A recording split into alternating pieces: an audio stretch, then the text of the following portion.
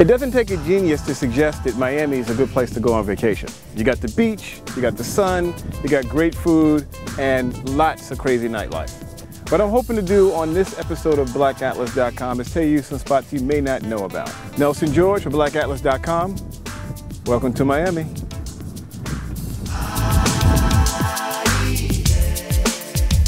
Lincoln Road is kind of the heartbeat of tourist Miami.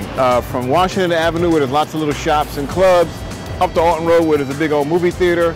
In between are boutiques, cafes, and just plain old people watching spots. And there's some good looking people to watch in Miami. I love coming here when I'm in town, and I have a few local Lincoln Road spots I want to recommend to you.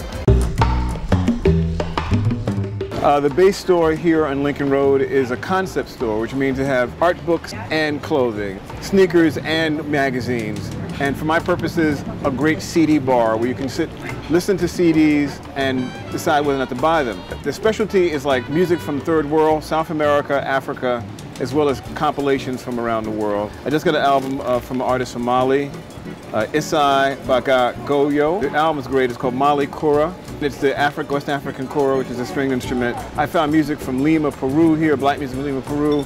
So whenever you come to Lincoln Road in Miami, check out the base store and go to the CD bar. You never know what you're going to find.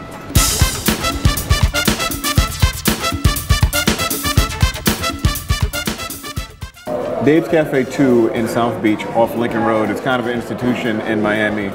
It's been open in various incarnations since 1977. It's open 24 hours if you've got a real hankering for a pulled pork sandwich or Cuban coffee. And one of the things about Cuban culture which is really interesting is that it's actually, in some ways, much more linked to Africa than African-American culture. And one of those ways is in the food.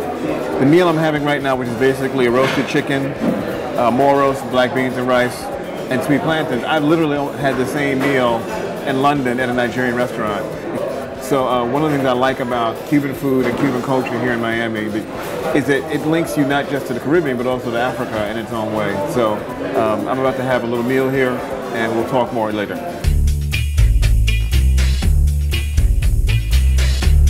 I don't have very many fashion secrets, but here's one of my only ones, and that is I wear a lot of these great kind of Cuban shirts.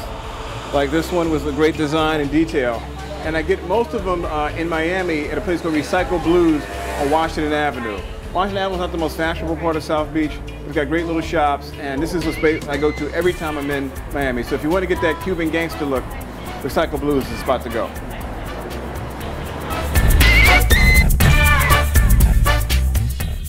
The area known as Overtown has long been the traditional home of Black Miami. Back in 1910, it was when blacks were first allowed to own property in Miami proper. It was called Colored Town. Eventually it became known as Overtown because it's literally over the causeway to come here to go shopping and do business or whatever. The Lyric Theater here is sort of the historic Apollo Theater of Miami. And while the front is now closed up, around the corner is a restored community center, which has film festivals and other events. Another thing about Miami that should be noted is a lot of black history has happened here. And one of the most important pieces of black history was the fact that Cassius Clay became Muhammad Ali here in Miami before one of his fights with Sonny Liston back in 1965. The gym, the historic gym where Ali worked out, where he met the Beatles, in fact, has been torn down. But that spirit, that history is still here in Miami. One of the most popular architectural styles in Miami is called Miami Modern or MIMO. It's a mix of Art Deco, modernism, and a kind of tropical feel. The building behind me, the Bacardi Liquors building, is one of the most famous MIMO buildings in the area. The Fontainebleau Hotel in South Beach is one. There's so many of them around. Eden Rock Hotel. So if you're in Miami, check it out. MIMO, Miami Modern. It's the style of Miami.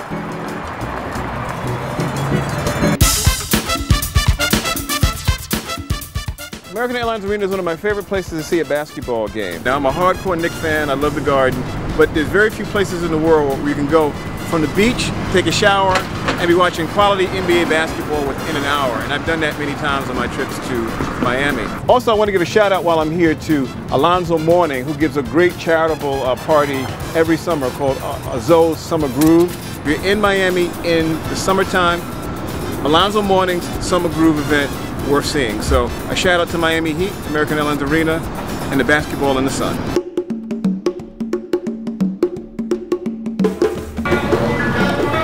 Many people associate Miami with Cuba and Cuban culture, but in fact, Haitians and Haitian culture is a huge part of Miami. And one of the finest restaurants representing Haitian cuisine and lifestyle is Tap Tap in South Beach. Tell me a little bit the history of Tap Tap, how long you've been in business, etc. Tap Tap was created by Catherine Keene, who's a filmmaker, who's very much involved in Haiti and wanted to create a place that provided the space for Haitians to come and gather and organize. And rejoice in their culture with the art and the music and the food. We offer great service, but in a very laid-back atmosphere. We're off the beaten path, and we welcome everyone here. In Haiti, you get a lot of Creole sauces, grilled fish. I mean, I think if there's one distinct quality to Haitian cuisine, it's definitely the way we clean and marinate our meats. I mean, you take one bite into our chicken, or whether it's the fish, or whether it's the shrimp, you'll get like a really nice, fresh and very flavorful, piece of meat in your mouth. The food here is fantastic. The atmosphere is great. You come to South Beach, get away from the Delano. You can walk away from the Shore Club, and you can have a good Haitian meal here at Tap Tap.